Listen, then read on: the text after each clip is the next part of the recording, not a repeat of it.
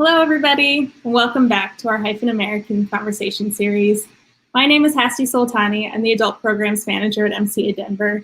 Tonight's conversation is the second of three in a series of talks inspired by Neri Ward, We the People, and it aims to engage with some of the issues Ward addresses in his work, including the legal processes behind immigration, representation, and cultural identity. If you enjoyed tonight's conversation and would like to support us further and help us bring more programs like this to you for free, please visit mcadenver.org/support. Tonight, we have two amazing local musicians leading the conversation about the film No One Knows About Persian Cats, and I'm so excited to introduce YaSi and Mehran. YaSi is an Iranian-American artist based in Denver. Her music is introspective, genre-bending, and honest. Not only has she toured all over the country with the likes of Raja Kumari, Tanaya Taylor, and Zara Larson, but she has also graced the MCA rooftop stage. Mehran Abbasi, also known as smallboifunk, is a rapper and multi-instrumentalist from Denver. His catalog ranges from LPs, side projects, to compilations. He has a notably DIY approach to recording and cut his teeth through the local underground hip-hop cypher and freestyle community in the late 2000s. Please join me in welcoming YaSi and Mehran. Hello! Thank you both so much for being here. Thank you. We're super excited to get into this conversation. Oh, I can't wait. Wow. Did you watch the film? What? I was just telling YaSi before in our little pre-run that I did a crash course in the last 30 minutes of this film. First impressions? My first impression, I think like every Iranian film, it leaves you just like, why did that happen? But I really enjoyed the film in general because I think I see a lot of myself in the movie, despite like being an American Iranian or Iranian American, however you want to phrase it. I saw a lot of myself in it, and I think the reason I asked Mehran, smallboifunk, to be a part of this stream was because he was the first person that I knew growing up as like an Iranian American that was actively making music despite all of our parents being like, you got to be a lawyer or a doctor. And I just remember like you were always showing me like, you know, the keys and like sampling and stuff. And that's something that definitely stuck with me and made me just want to go after doing music. So I had to ask you to come be a part of it. So what did you think of the movie? Yeah, no, that's sweet. Yeah, there was quite a bit of internal conflict, like watching this movie, and I found myself like feeling more and more of a sense of guilt. I don't know if that resonates with you at all. Mm-hmm. You know, because of all the opportunities that we've been afforded. You know, so I think initially the first thing was like these local musicians. These characters, they wanted to play music in their own way at any and all costs. And it was just like, it really kind of brought me back to more of like an infancy as far as my musical trajectory goes. Because I think in the beginning, you just want to play. You know, it's just like, do you know somebody who can play the drums? Oh, I know this guy. He can play the drums. Do you know somebody who can play the keys or the organ? A wind instrument would sound nice. And like, I feel like as you kind of evolve in your own trajectory through this art, through this medium, you become more selective and you're less inclined to just try to find the nearest musician or the nearest, percussionist. And I just think initially that was pretty humbling for me because there was no vetting. It wasn't like, I know this guy who plays the drums. Well, is he good? Like, yeah, I know this guy. Like here, it's like it's become, especially within the realm of like artistry, I think it's become so prominent. And it seems like everyone and their mom, because of technology and accessibility, can do it or claims to do it. And I just feel like the innocence of it was really, I don't know, it struck a chord with me. Good. Yeah, it was really sweet. And for those of the people that are like tuning in that maybe haven't seen the film or are thinking about watching it, to give you like a quick little synapse of it, it's essentially just following these two Iranian musicians around Tehran's underground music scene to find other people to fill a band so they can fulfill their visa to travel and play shows around Europe and maybe the United States. And it kind of just like goes through, like, a lot of the bands that you guys are seeing in that movie are actual real bands. One of them, unfortunately, has been disbanded because they were killed. But a lot of the, yeah, you didn't know that? The Yellow Dogs, yeah, the Yellow Dogs, they finally got to America, and they like 3 of them got. Was it the metal band? Tell me it wasn't the metal band. No, it wasn't. They were like more of the psychedelic. Like one of the guys had like big hair in it. Yeah, he looked like the drummer, right? Big hair. Yeah, I think so. Or a bass player. It was one of the two, but it was the section. But yeah, so a lot of the bands in that movie are real. But the performers are real, and it is hard to like follow their journeys now because, you know, like Spotify now has like the Arab playlist, but like technically we're not Arab. And also Spotify is not allowed in Iran. People don't have access to it. So like a lot of the streaming service sites that we use in everyday life are not available in Iran, and they kind of use YouTube or with like a VPN, or there's like this site called Radio Javan, and that's where a lot of like the new like Iranian music is getting played to. So I think for a normal person to like kind of want to learn more about Iranian music or Iranian culture in general, it's very hard. And to kind of go back to the like question that was asked before I said yes to this was, when was the first time you saw yourself in American media? And what was that, and how did it make you feel? And like I was telling you yesterday, the first time I saw any type of Iranian anything in a movie was in Princess Diaries, where like Mia Thermopolis was like coming to her like coming out party thing, and there was like a reporter speaking Farsi, and I was like, oh my God, so like the world knows we exist. But that 10 seconds of a movie isn't really enough to talk about. And like Hosti was saying earlier, like she was like, it's interesting how instead of going with an American thing, you're going with something that was made in Iran but had like international release. And I think that's just because this is a story that's like very true of any immigrant that is from a country where music isn't really a viable like career, and it's also not something that parents want their kids to do, and it's also something that is censored. And kind of like what we saw in the movie, where the whole time they're trying to like get a visa, they're also trying to play a show and find a venue where like if the government comes and shows up, people can quickly disperse, or you know, maybe they can get out of the ticket. Sure. Yeah, I mean, I don't know, like from its inception, I think that's one thing, whether it's music or any other medium of art or sports even, what kind of drew me towards it is that it's the closest thing that we have to a meritocracy, meaning there's no real caste system based on creed or financial status. And it's all based on your ability and your proficiency at the trade that you're doing. And it's an even playing field, you know, like if you go to like the preliminary NBA D League and you think you can play basketball, like at the end of the day, I feel like the sample size will weed itself out, because whether it's music or art or sports, it's just kind of the great equalizer, and it has more to do with your ability and your proficiency at it than anything else. So I think that's something that initially drew me to doing any kind of art, really, from its inception. Mm-hmm. And I realized that in a lot of ways, that's kind of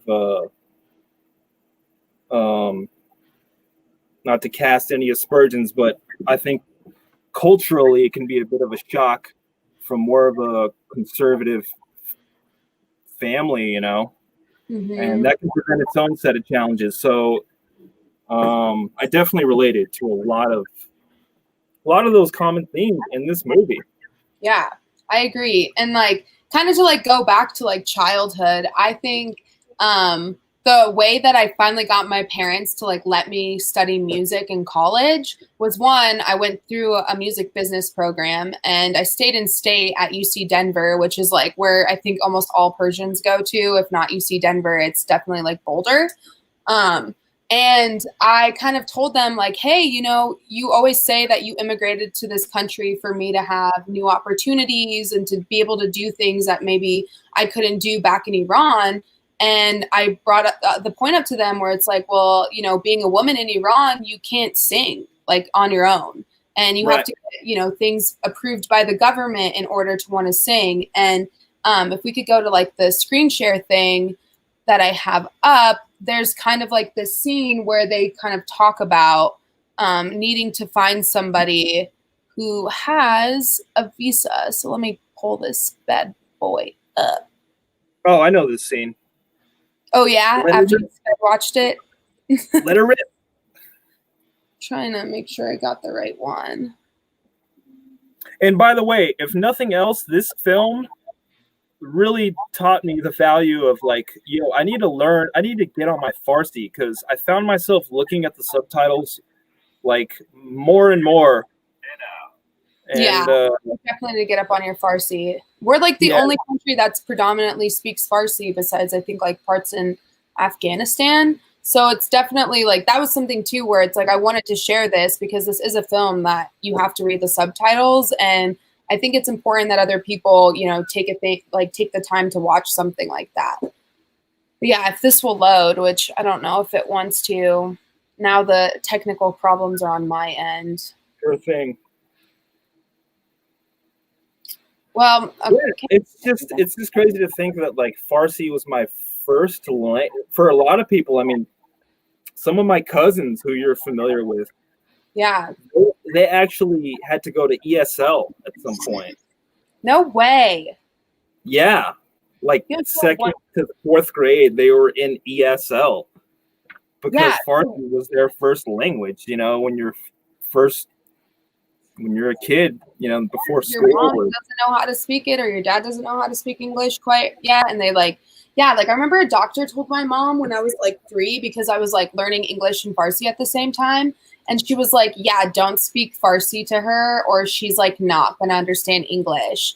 And my mom was like, that's kind of weird. But like I grew up in a country where like I only spoke Farsi. So like I guess. And there was like a point where like I didn't speak Farsi at all. And then I don't know if you know like Daryush's mom, Maman, that's what we called her. But anyway, she was babysitting me while my mom was like going back to college, and she was like, yeah, this is the last time you're speaking English to me, like you're gonna learn how to speak Farsi. So if it literally wasn't for her, because this doctor told my mom that I needed to speak Farsi, and because I feel like with Iranian parents, and I'm sure this is like with a lot of like Hyphen-American people, that like your family either like assimilates 100% or like doesn't even try to like learn English or doesn't even really try to like fit into America.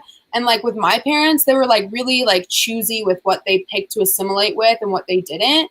And like for my parents at this point now, like both of them have been in America longer than they've been in Iran, which is nuts.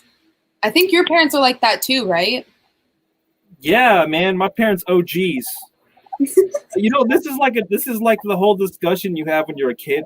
Yeah, well, my brother's 16 years old. He can kick your, you know what? But my parents, or my mom at least, and my uncle, maybe my aunt, I'm not sure. But either way, they actually went as they came here as teenagers, and they went to high school. Shout out to East High School, my mom's alma mater. Wow, I didn't know. I know a lot of Persians went to like George Washington. Yeah, G-Dub, but yeah, East. Yeah, but okay, so now that this thing is working, I'm going to just show a clip where they're talking about how they have to get a permit for this show, because you can get permits for shows, but you kind of have to like tell them that you're like either singing like religious types of music or like government approved types of tunes, which, I mean, let's be real here, nobody wants that, but here we go. به یه دونه تکخون اصلا مجوز نمیدن. شنیدم من 3-4 تا همراه خواننده زن باشه و اینا مجوز نمیدن. واسه ما میترسم 2-3 سال بمونیم پشت در ارشاد مثل برقی منتظر مجوز بمونیم. خیلی بده.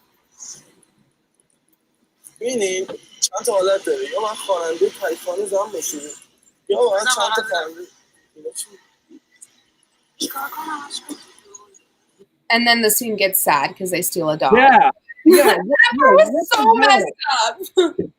The dog scene, I mean, that was more heartbreaking than anything, quite frankly. I know, honestly. I feel that. But in that, there's like a lot to unload in that scene because it's like, oh, you can get a permit, but then it's like, at what cost do you have to get that permit? And then it's like also in the back of your head, you're just like, well, what if they show up and they like listen to this music and then they realize that we were lying? So it's just like, and then in the earlier parts of the movie too, they were talking about how like the guy in that scene had been arrested, and he got arrested for being at a show, not even performing at one, just for being at one. And a lot of the like throughout the movie, a lot of the other bandmates are like, yeah, like we've been arrested for playing before and yada, yada, yada. And it's like kind of a casual thing where depending on what officer you get at that time, they might, you know, just keep you in jail overnight. They might just hit you with a fine, or you might be in jail for a really long time.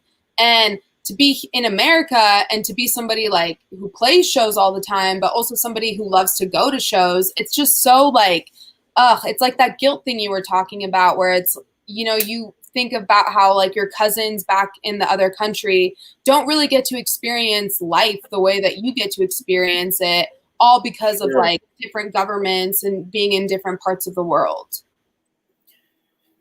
Yeah, you got to catch that train out, you know? Yeah. We're the lucky, you know, it puts a lot in perspective for me. I mean, you're a performer. You're a performer. I don't know. There's no, in a lot of ways, especially in during your adolescence, there's no greater joy than going to a live performance or a show with a bunch of your friends, and to be refused that right, and it's just, I don't know, man. It's adding to the guilt, I guess. You know, it's yeah. And I think, again, like for a lot of other Hyphen-Americans, like they can agree with that. There is that guilt depending on like what, you know, country you come from. Like I think if you're European, it might be a lot different with like the guilt thing because it is a little more lax in Europe. But yeah, like I think about it all the time, and I like tried to have that conversation with my mom, but like she doesn't really get it because, you know, she grew up during the revolution and like the 10-year war, and like she kind of was like in Iran when a lot of the history was happening. So when I try to explain like, oh, I just feel like very guilty about it, like she doesn't really understand that because she's like, I lived through the bad stuff, so like why do you feel guilty? And yeah, but I don't know. I wouldn't view it. Obviously, we both have unique.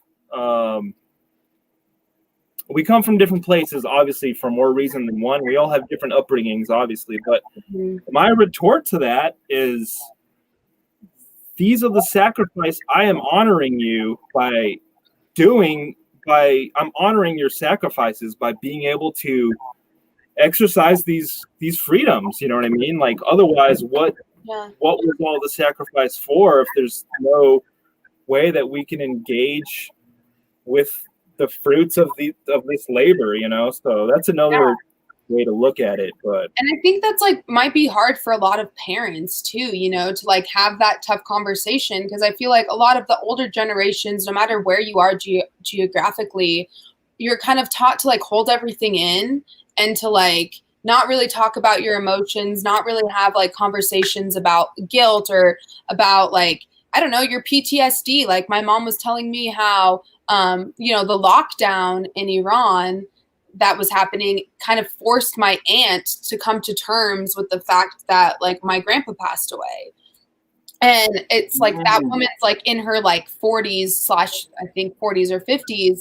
So it took her that long, and it took her like having to stay at home and having to like scrummage through like old videos to like realize that like that was like affecting her. And I think that that's something that a lot of children of immigrants kind of face, is like their parents are like, we're just like avoid because they saw so many bad things happening during their adolescence or during their teenage years or into their young adult life, that they're just like, well, why do you feel depressed? Why do you feel guilty when like you haven't even seen anything that I've seen?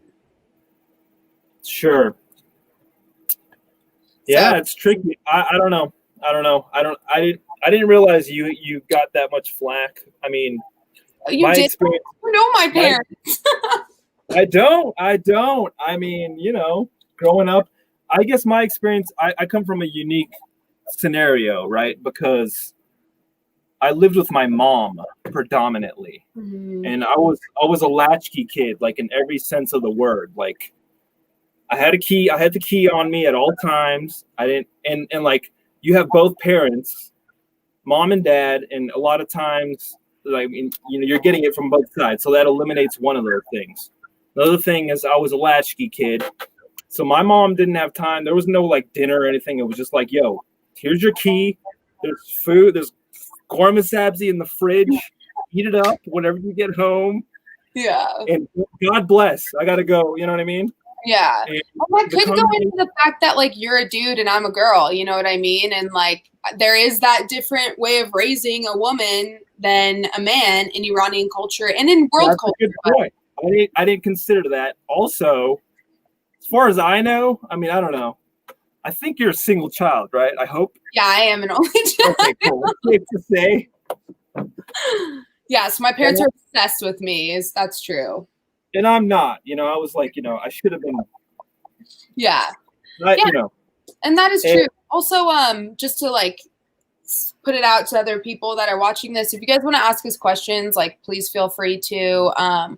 We're both open books for the most part. And if you are just now tuning in, my name is YaSi. I'm an Iranian American that's based in Denver that does music.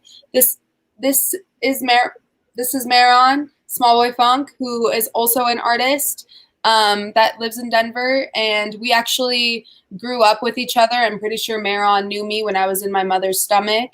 And yeah, so a lot of this will also be us like catching up and roasting each other on family things. Yeah. I know. There's a lot of history there. I remember when you were a little like cute little like tomboyish. I don't know. Cute little YaSi. My tomboy phase when I like wore like basketball shorts and like boys clothing, and my mom hated it. You've come a long way, but I think in essence you're still, both of us, you know, we're more refined, but I didn't have those external pressures. All that, along with the fact that especially in Iranian culture, like in American culture, is like the whole stereotype is once you're 18 they'll kick you out of the house, you know, like get out of here, you know. And like it's such an inclusive and loving and communal oriented culture, Iranians, that they don't want to see you leave, you know, they want to hang on to you. And I think the fact that I was a latchkey kid, the fact that I lived with my mom exclusively, I didn't have that other voice, you know, in my head, like which is, you know, maternal voice, so to speak, helped me. And then also the fact that I was hell bent on being financially independent, like right out of high school, and it's always like that whole like cliche of like, well, as long as you're under my roof, you're gonna play by my rules. And for me, it was always like after high school, just like, all right, well, I'll go get my own roof, and you know, pretty soon. Around 19, 20, I was relatively, you know, I got a job and I was pretty self-sufficient. I mean, I bought my own car. I mean, it was a shitty car, you know, I had an apartment. But, you know, I feel like that also eliminates a lot of that pressure. It's like, okay, well, if I'm not going to conform to your rules, I'll have to leave. And and I think that's like what a lot of, like, I've heard a lot of Iranian guys like say that in general, where they were just like, I had to get out of the house. I had to be financially stable. I didn't want to play by my parents' rules. And I think a lot of that comes from like, you're growing up with one culture, but then you're like living in a completely different one. And like and I don't know about you, but in my life, I watched it clash a lot where it's like, you want to go to a sleepover and then your parents are like, I need to meet their parents. And if I don't like their parents, like you can't go, or like, why do you want to go sleep in somebody else's bed when you have, or like couch when you have a bed here? And it's just like, they don't understand sleepovers because the only time Iranian people do sleepovers is with their cousins. Sure. Yeah. But like, now that I'm older, I'm like, yeah, people are crazy and creeps. And like, I don't want to, Oh yeah. Yeah. Like why did my parents let me do that? Like, but yeah, back to the movie. I thought that we could like revisit a scene where it's kind of more of a rapping thing since you are a rapper. Is this Heachcast? Because I love Heachcast. No, maybe I think it's that one. I'm sorry. I didn't mean to overstep you. By the way, Heachcast is the dopest Persian rap name. It really is. Do you want to tell everybody what that means? Yeah, it means like it's hard to translate. It's basically like no one. Like it's like betoche. Like what? Like I don't know. I like it, and I like the gangster. I like that he was representing for Tehran. He was like the hometown hero. Yeah. So we're gonna get into that scene right real quick over here. Also, something that was really interesting in this scene for me was the homelessness, because I always knew that there was like poverty in Iran, and I always knew it was like a thing, but I never saw it this way before, and especially with the words, it was like, holy moly. So here's that scene.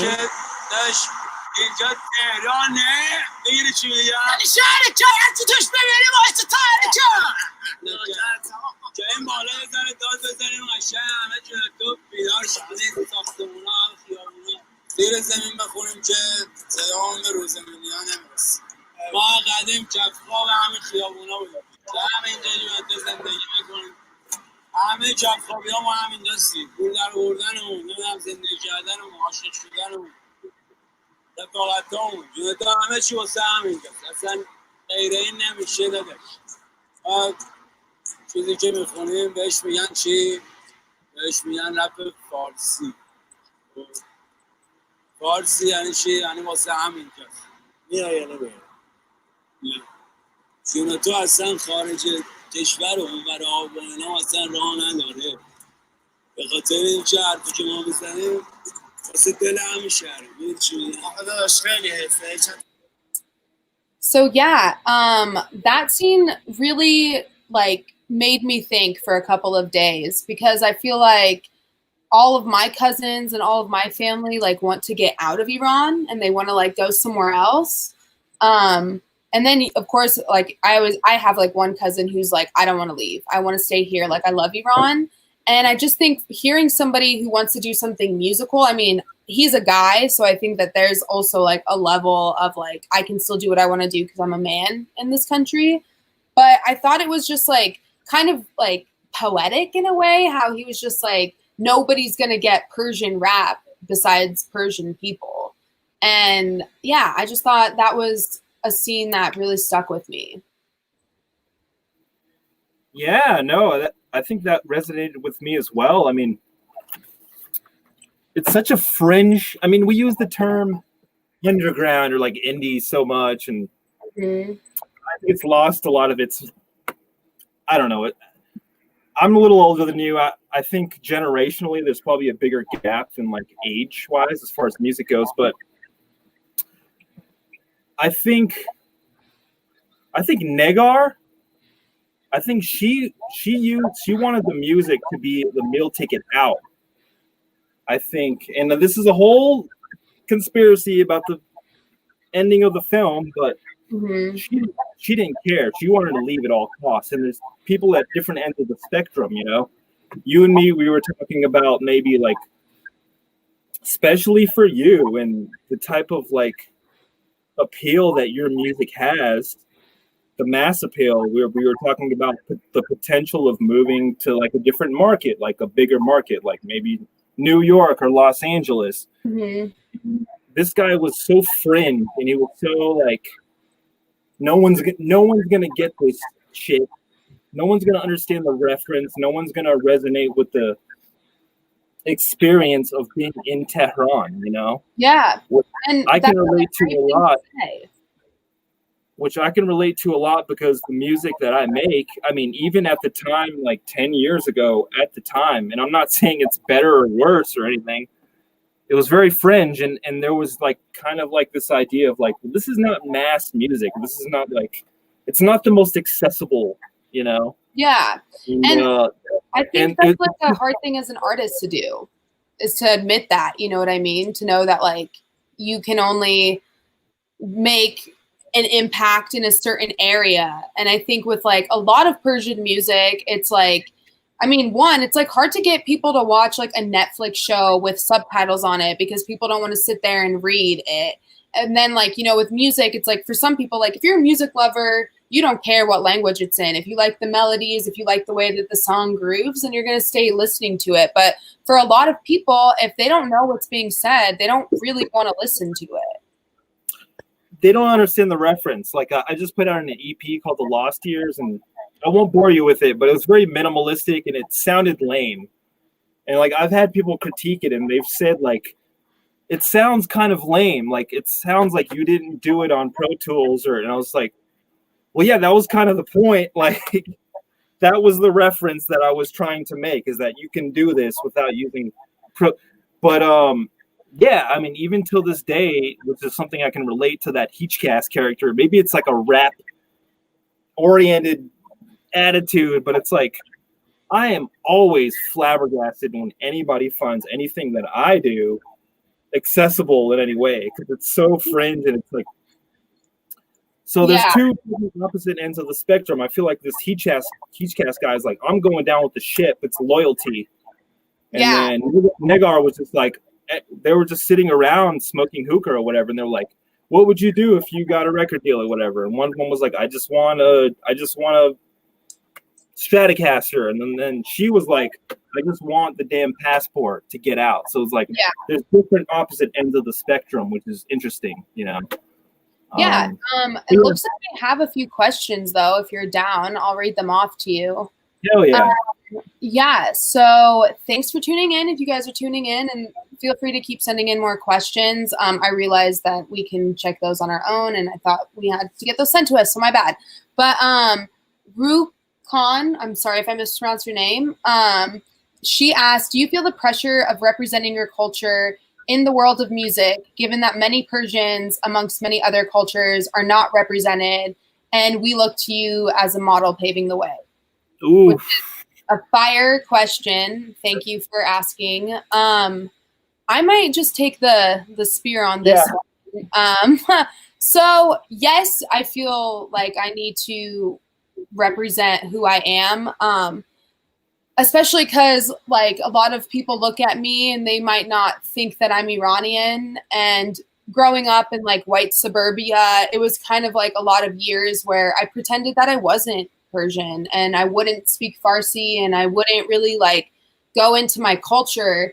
And I met a group of friends that were like all very proud of like where they came from, and they kind of encouraged me to go down this path of like representing where I'm from.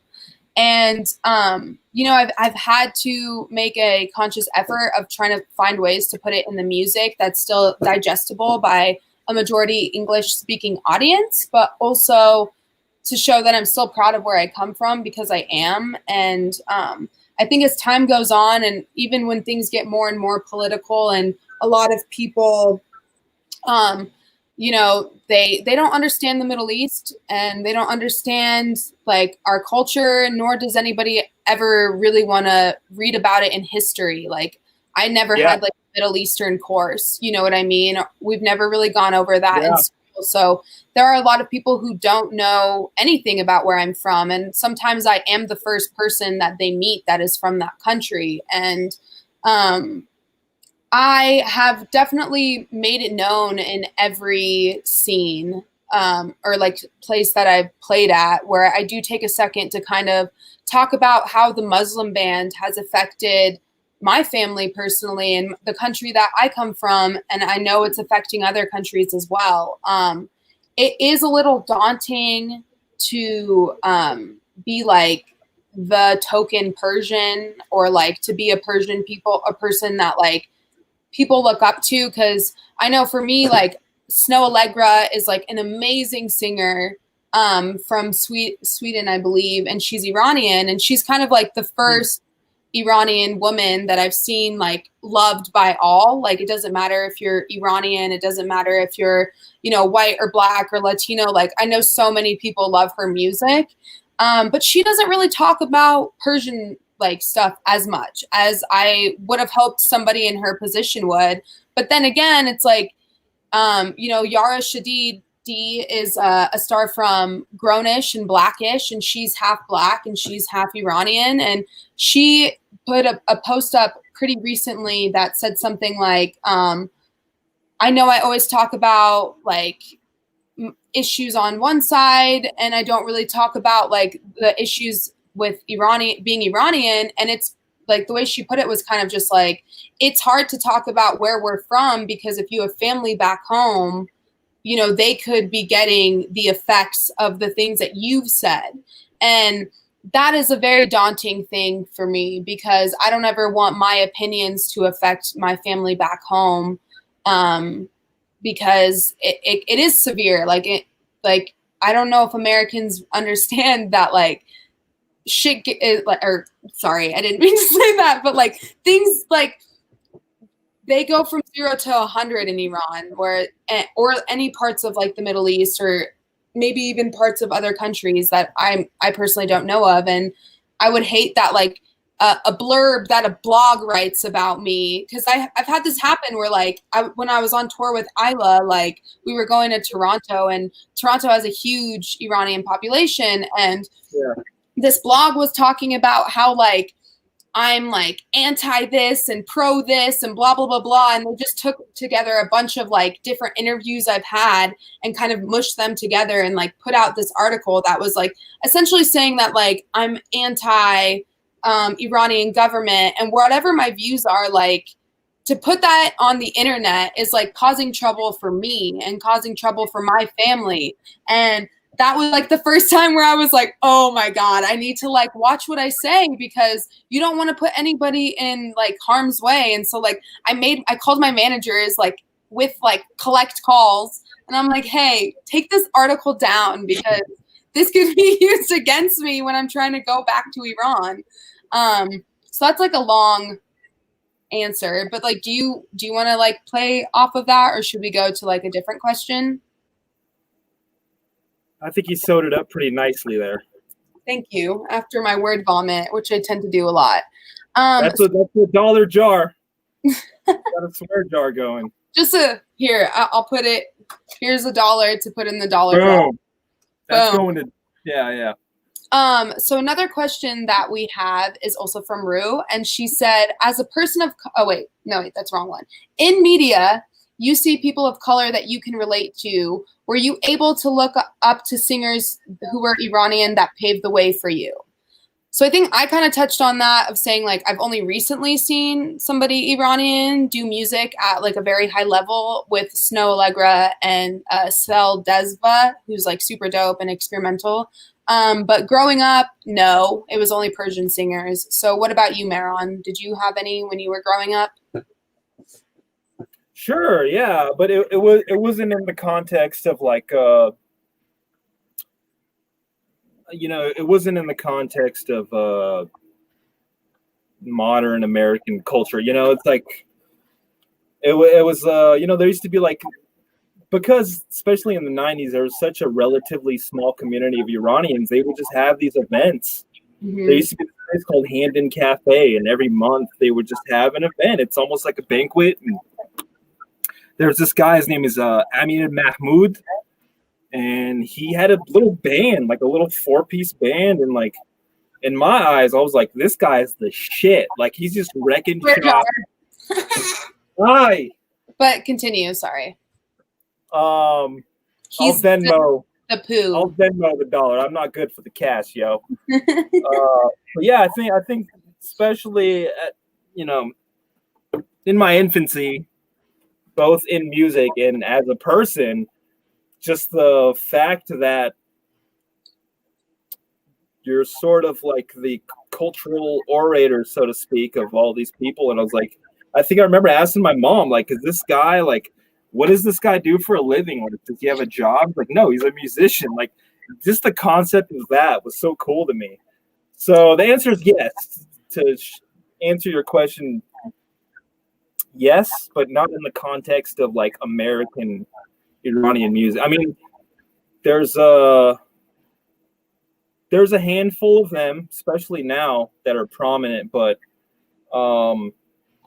and not to breach the last question, but for me, at least from my perspective, it's never been like, the vision has never been like, I want to be a great musician, a great Iranian musician. It was like, I want to be a great musician, first and foremost, who happens to be Iranian, you know?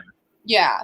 And so sometimes I wonder, like, if that is because we grew up in America where, like, I think, you know, like, for me personally, sometimes I feel like my dad doesn't really tap into his Iranian side as much because, you know, like, and within the first 5 years of him living in America, the hostage situation happened where, like, people were, like, holding signs. It's like, go back to where you're from, like, and putting, like, racial slurs in there. And so I feel like for my dad, he never really, like, explored it as much, and it wasn't really pushed on to me. Like, my parents didn't make me wear a headscarf. They didn't make me practice Islam. Like, that wasn't really, like, my household, you know what I mean? And I think a lot of Iranians are secular, like, where they don't really, like, care, or not secular, they don't really, like, care if you practice religion or not.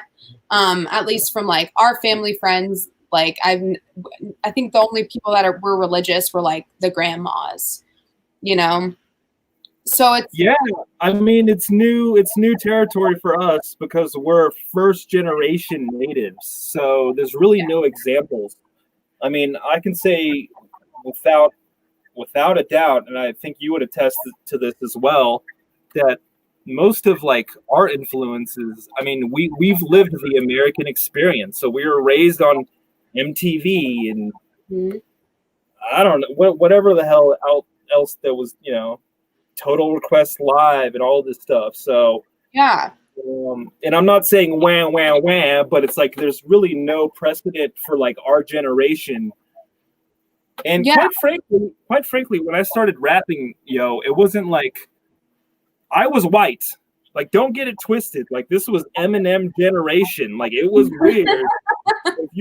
if you couldn't show and prove as a quote unquote white boy, then what are you doing wasting our time? So I had that chip on my shoulder, and but no, I think we're kind of in the generation that sort of found their way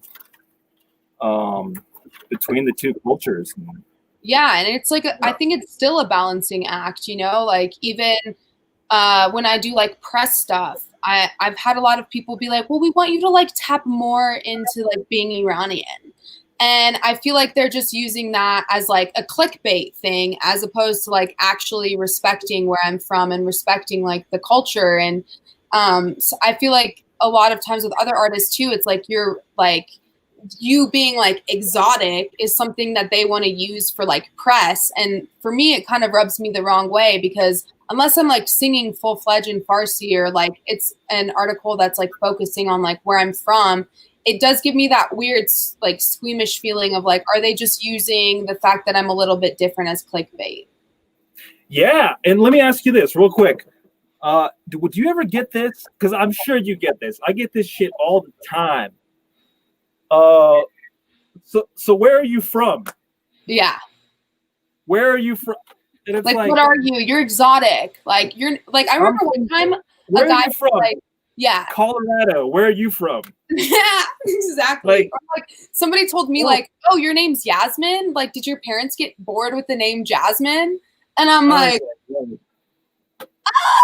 like I feel like that inside. I'm like, no, it's just like Jesus. I know. And sometimes I'll just avoid the situation altogether, or I'll just fuck with people deliberately and say like, I'm from like Colombia or whatever. I'm Puerto Rican. just to avoid that whole where are you from? It's a whole thing, and I just avoid. It's like, where are you from? Colorado. Are you asking what my ethnicity is? Yeah, and then they're like, "Oh, you're different than what I thought they'd be like," and I'm like, "What did you think you were like? Like what?" Yeah, or like I usually get the thing where like people don't believe I'm Iranian, and like I'm like, I don't know how I'm supposed to prove it to you. Like I get it, like I look white, but like I'm not. Well, like technically I am, but like ethnicity wise, like I don't.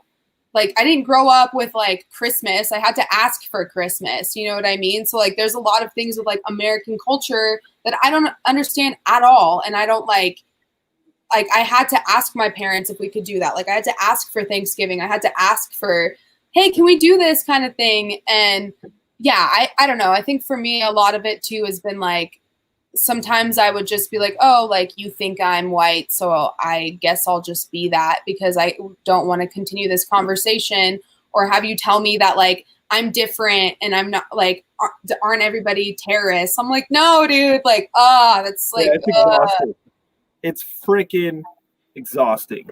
Yeah, it really is. But before like we end this, because we've just been like word vomiting about our experiences for 45 minutes, I do want to show one last clip from the movie of when the kids are heading to a party, just to kind of show you guys how like intense it is to just throw a regular party with all of your friends and try and like have fun with alcohol. That's also illegal.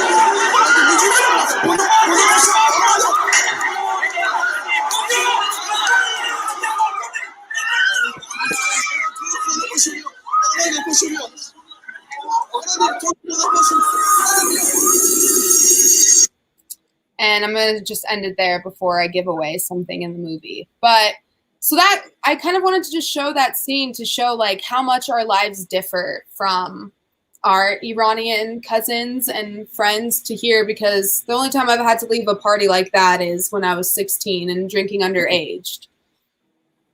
That's never happened to me. I don't know what you kind of scene you were in New back. Jeez. Yeah. Well, partying. Never done that before. Yeah. And also before we leave, I just want to acknowledge a few things that are happening around the world and outside of the Iranian community.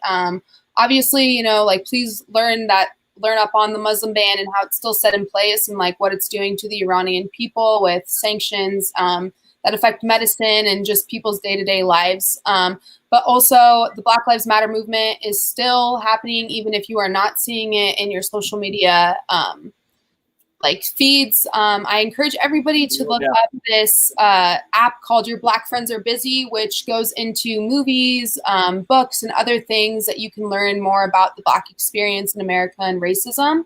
And I think, you know, as Middle Eastern people, we need to be behind this movement because it affects everybody involved. And we really like anti-Blackness is also in Middle Eastern culture. And that's something that people don't really want to talk about. And I think it's important to call out your parents when they're saying some things that are racist or have racial undertones in them, even if it's against an Iraqi person or against like a Turkish person, which I know that has happened with like family members and family friends that I know. And, you know, those tough conversations have to happen. And also there was an explosion in Lebanon today, and it is affecting a community that is also seeing a lot of the same things that Iranian people are seeing with, you know, economics and like people not having enough money. So if you guys want to support them, there is a Twitter thing that shows you all the places that you can donate to. I don't know if I can add comments to anything. Oh, I can use the screen sharing thing. So let me pull that up in just a second. And if you could just show the screen for a second, thank you. These are ways to help people in Lebanon. I know blood donations are definitely a big thing. I don't know how they're going to do that across the country, but please just, you know, donate if you can, spread the word if you can. The Middle East is very unstable right now, and the more information and more eyes we can get on the situations that are happening that are affecting us, the better of a world that we can be. So. No doubt. Big up. And watch the film because it's super good. An Iranian like film is just breathtaking. So if you have a chance, I think it's like $2.99 or $3.99 on YouTube. I would really encourage you watching this. It touches on a lot of subjects, from getting a visa, playing music in an underground scene. You'll hear amazing, amazing music throughout this movie. And you can follow up on the careers of some of these bands that are still playing. And I just think if you get a chance to explore the Iranian side of the world, that would not only mean a lot to me and Mehran, but to the Iranian diaspora, who at times feels very neglected in American media. Yeah. And just to wrap things up, what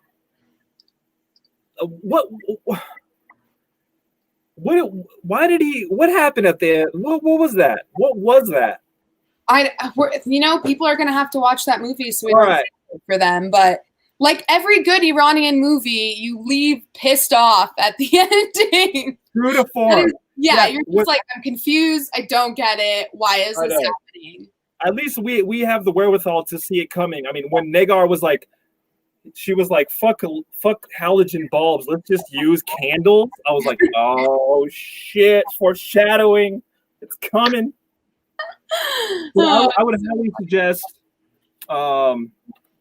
this film. I'm a big fan of this film. It opened up a lot of perspective for me, and I don't watch anything.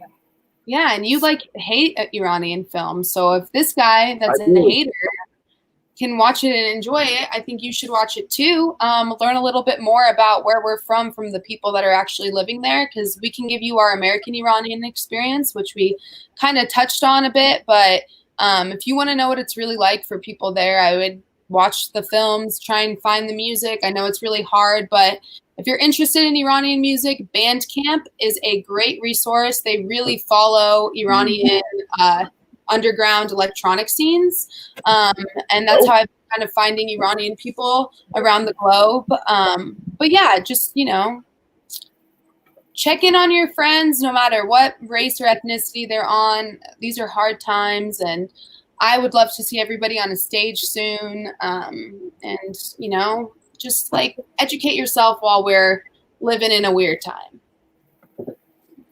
On that note, Thank you both so much for being here for this wonderful conversation, and big thank you to everybody who tuned in to watch as well. As I said before, this is part 2 of a 3-part series. So the final program in our Hyphen-American series will be happening 2 weeks from now with comedians Danny Ramos and Noe Noel, and they'll be talking about the TV show All That. You can register for that program on our website. And we really hope you enjoyed tonight's program. If you did, and if you're interested in supporting us with a donation, please visit mcadenver.org/support. Every donation counts, and every donation is very appreciated.